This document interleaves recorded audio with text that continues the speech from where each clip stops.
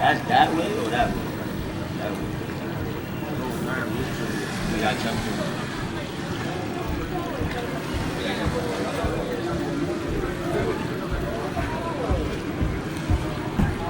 I'm not, bro. I need to snacks on the beach. I like a sanitation a little bit, maybe.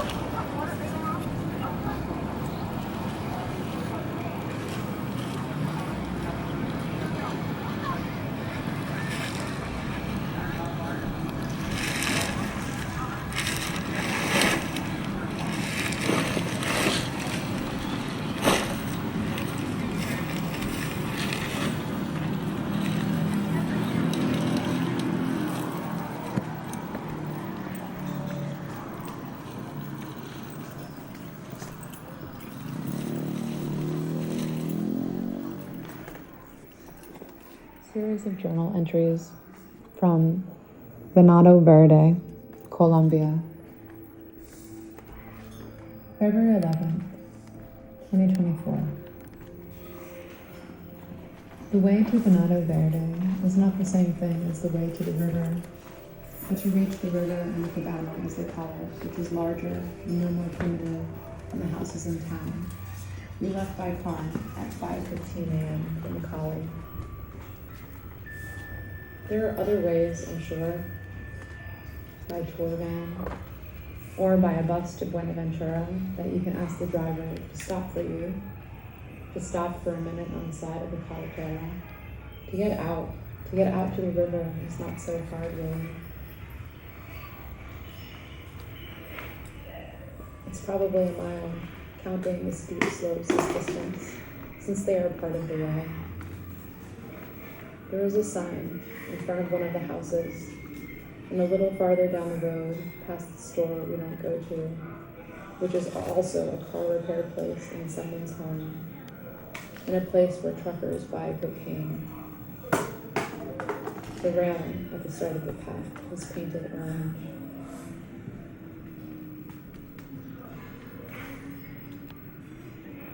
There is, for a little bit of the way, a ramp, along with stairs that you can descend. The way is down, and a little up, but mostly down.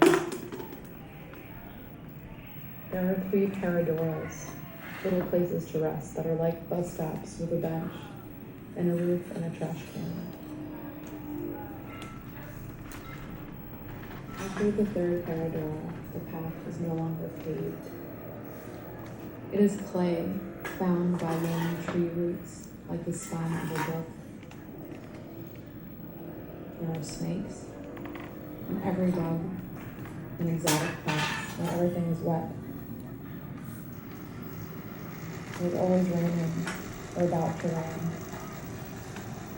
The rain changes the river, and the rainwater is also the water that flows in the town by the Watershed. Raul told me, and some of the people who were children hear references to the descriptions of place, but after they widened the road and trucks and excavators started coming through, everyone who was living by the river climbed up the hill. And the best way to live here is to get other people to stop and take a tour of the river that is led by a guide from the town, and have lunch and pay a little money.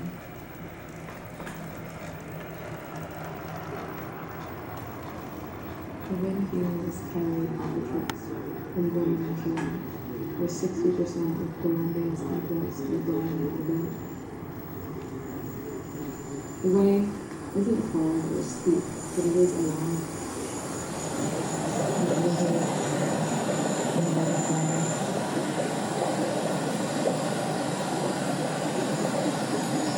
The cabana has 2 floors and 4 apartment concepts inside, along with many and private salons. The way is green.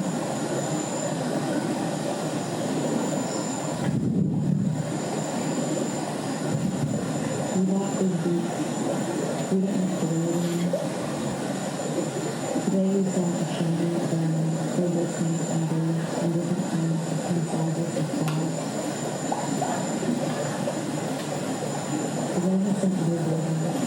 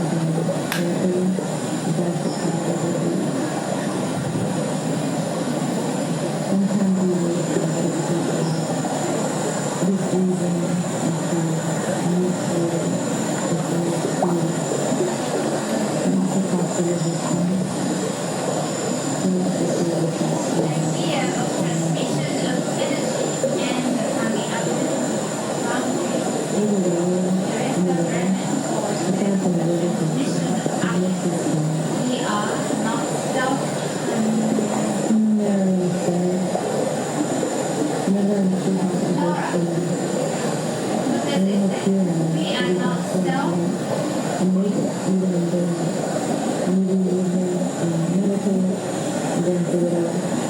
We call it movement and story.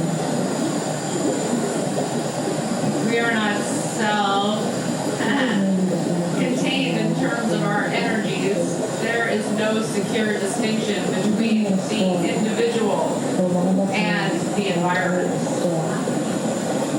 And it's so freaking fascinating. That is education is. So follow me over people without touching on that.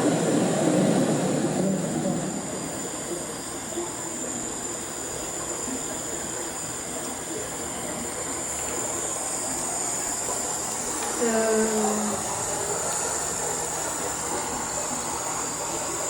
do you go to Coney Island and pick up the trash? And when you pick up the trash, how do you feel about it? Well, I go to Coney Island almost every day if I don't have to work. Sometimes I go there to go swimming on the bay side, and sometimes I go to the creek. Sometimes I go to the creek with Iki, and sometimes I go to the creek with other people, and we pick up trash like this. Most of the trash is related to food, drinking, and eating, we find. And lately we've been making things out of the trash. And we actually have a question that you could think about. I have a question. Because sometimes we use trash like this to make art, like we made a mural out of some of it. And sometimes we use trash like this. And then afterwards, it just, I think, becomes trash again for like a little while, maybe for a few brief minutes. As you're using it, you're doing something with it, you're manipulating it, but then its fate is to become garbage, I think, again. But maybe not. Maybe some of you have other ideas about the fate of trash. Fate of trash?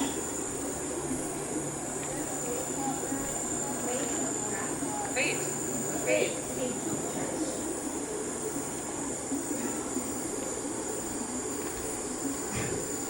Fate. Where do they go?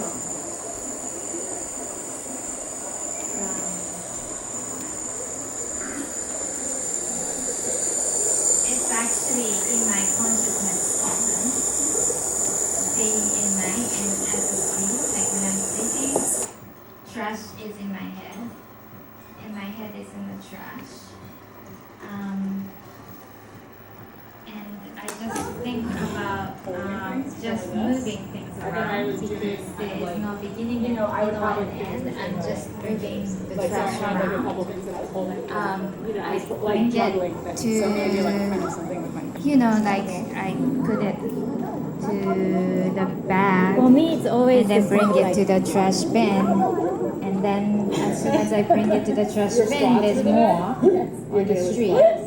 So it just kind of keeps going. Okay, cool. So that's okay, that so for we're the gonna trash. basically use the realm of objects that we already have gathered to make a mural together, and you saw the ones here. And so I'll just show you some examples because some of the things that work for the camera, which are three-dimensional, might just like kind of render differently on a flat surface. So these are some that people made last year, and you can make them with natural things or with some of the man-made materials. And you can see sometimes like you might get like, this might be the edge of a plastic, so you might get like a broken line. Transparent things are interesting, like we don't have that many, but like the bottle and the glove that Chris have, like I don't know how much the glove's outline would be there, because sometimes it's like a shadow, but because the sun can get through it. Yeah, so these are just kind of some examples so you have a sense. So the way that cyanotypes work is these are fabric, but you can do them on paper too. For this, because we have a big one, I used a pre-coated one, but this is like one that I coated myself. And it's a light sensitive fabric. So it's basically you use a solution and you can dip the fabric in it, or you can buy a pre-treated one like we have here.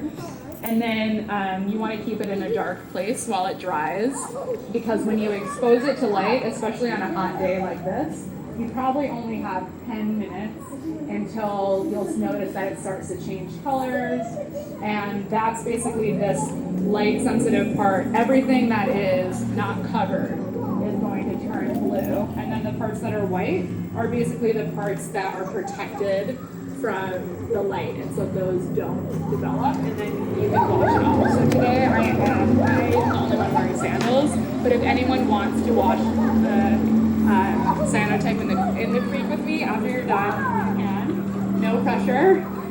It's like at your own risk, but the creek is pretty clean. We didn't talk too much about this habitat, but we can talk a little bit about maybe where we think that the objects that we found came from, like how they came to the creek while the thing is burning. But because it will not take that long for it to develop, you're going to also use the gestures or parts of your body. Just know that you kind of need to stay still.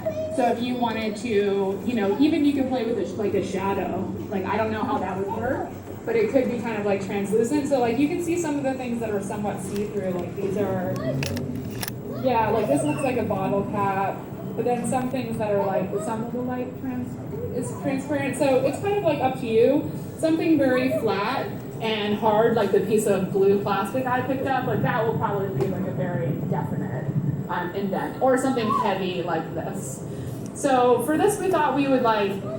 So is it sort of like the object is blocking the sunlight to go into the Exactly. fabric? Okay. So the part that develops is actually, it's almost like a negative. So the part that develops is the part around the objects that are blocking the sun, but then you kind of have these interesting areas where you might have like a plant that may during Sandy, when the creek overflowed. It didn't come, the water didn't come from the sky, it came from the creek and flooded out my community. And what about like in the past, have you had any experience with flooding? Yeah, Sandy. Hurricane Sandy. I was one of the few that stayed. I didn't take it serious, and then my inside of my house was like flooded downstairs. The streets was flooded. Like the water was like up to my chest. Yeah. I was here with Hurricane Sandy.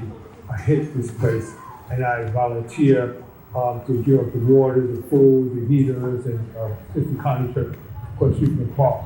And so as many nights and days, but no water, no lights, dark stairways, and no cell phone at all. It's really dark things. That's very terrible. You see the beach from the Coney Island Beach all the way over here. The beach is like, you never see something like that in your life. And I seen the water rise up from my apartment, and a car floating down the block. I was around for Sandy. My building was underwater. Did you have flooding in your building? I had to leave. Oh, you were displaced. I went to my mother's. You went to your mother's. Yeah, it was either my mother's or go to the shelters. But all of them. No. I'm not going to a shelter with my neighbors. No. So I went to my mother's. Park Place. Okay.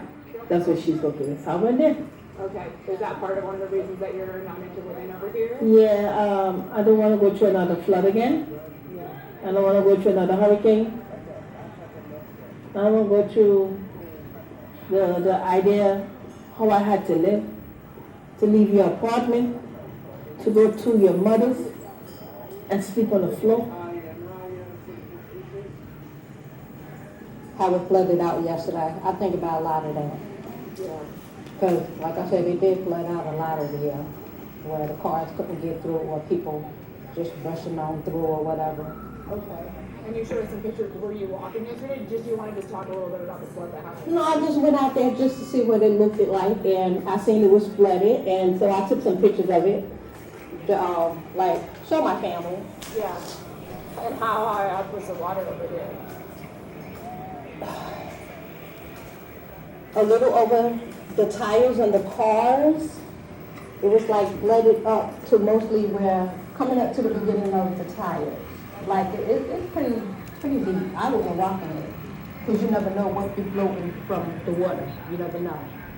you know, God forbid, I know they're building a lot of buildings, you know, and near the water, which is great, you know, but the threat is, you know, with this climate change, you know, what's going to happen, and can it stand up to the water? I really don't think so. You really don't think so? No, I think that they're doing the best they can, but if you live up on the upper floors, you know, and God forbid on the top, you know, because they're building high rise, you have to walk down. You know, Right, like the elevators. and if you're an elderly person, that's job, you know, you know, the climate change is here, you know, I mean, I don't care who wants to argue about, oh, no, it's not, I mean, it's evident before your eyes, you know. This isn't the first time that we've had, like, whether it be light rain or heavy rainfall, New York City just becomes a disastrous place. Especially, yeah, like the metro system is just terrible once it rains because our sewers are clogged with trash. And no one does anything about it until it gets so bad that damage has already been done. And we need to do something about it, yeah. So I feel like just an upkeep and as well as maybe like updating the sewage system would be way better. And also like the technology on the trains and the buses. It just kind of shows that we are not prepared for what we've kind of made ourselves. Like we're not prepared, yeah, for the climate change, the effects of the climate change that we've made. So we need to either step up or step out because this is ridiculous.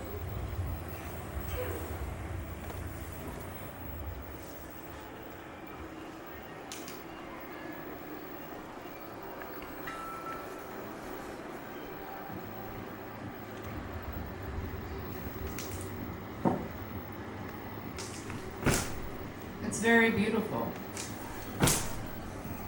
People fish here.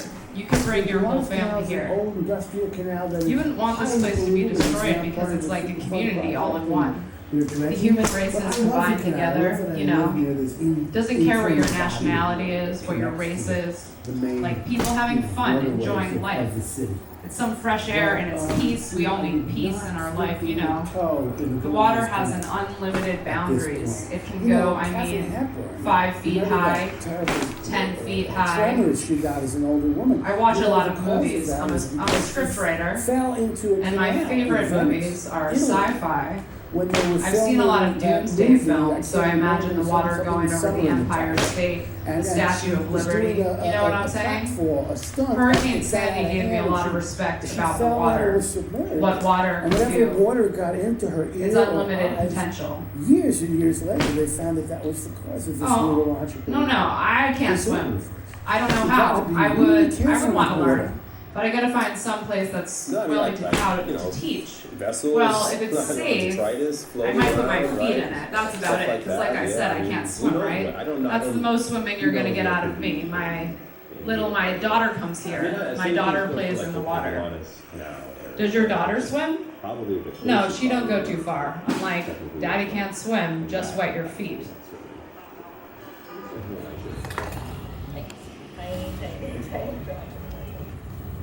So how does that make you feel? I mean, I'm sad for our oceans. I really am. I'm not gonna lie. I feel a little climate sadness there. More than a little. I go to the beach to hang out, and I end up walking up and down and picking up trash instead of like relaxing and reading. Because I can't be on a beach with trash. Like I can't. Same. And my kids are like, why? I'm like, because I have to. I can't like lie here and look at this. I just have to. It's like a little obsessive.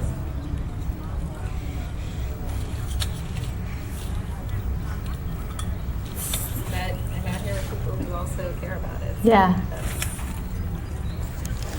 part of it.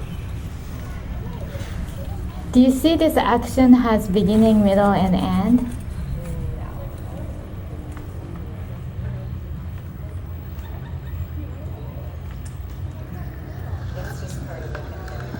People think, especially in New York, That's just a part of that the beaches are skeevy and stuff like that, you know, but they're so beautiful. And people just don't think that they're nice beaches. And the beaches here are fantastic.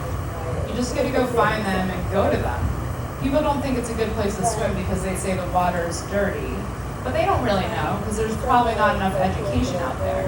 And then people fear the water too. So there needs to be good education. And I know I hear a lot of complaints in Coney Island that there's not enough lifeguards.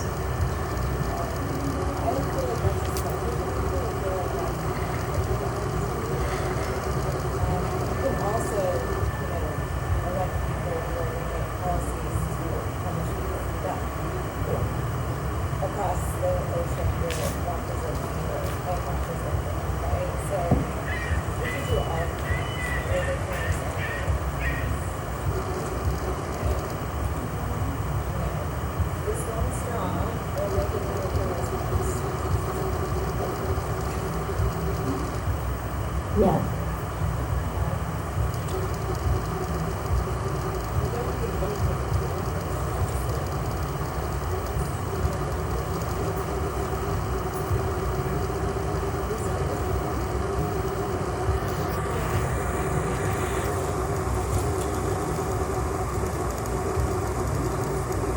But there are areas that you can concentrate on, and that gets you. This is a little much. Like if you live here, it's kind of like it's such a mix, right? Like it's so enmeshed. It's buried. Like this almost just needs like a bulldozer, and like with a giant sifter. You know what I mean? You would rather that the bulldozer would come and It just lift it and like sift it. Because this, I mean, and I'm never gonna get all these things out of pieces, right? Just so tiny.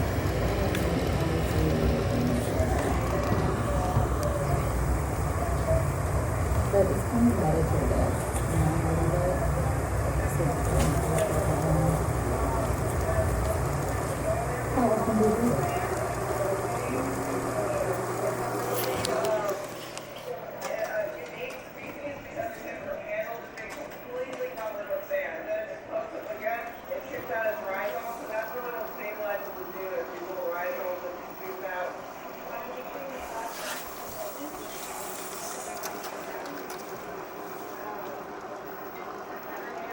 If your phone is actually lucky to make a little bit this morning,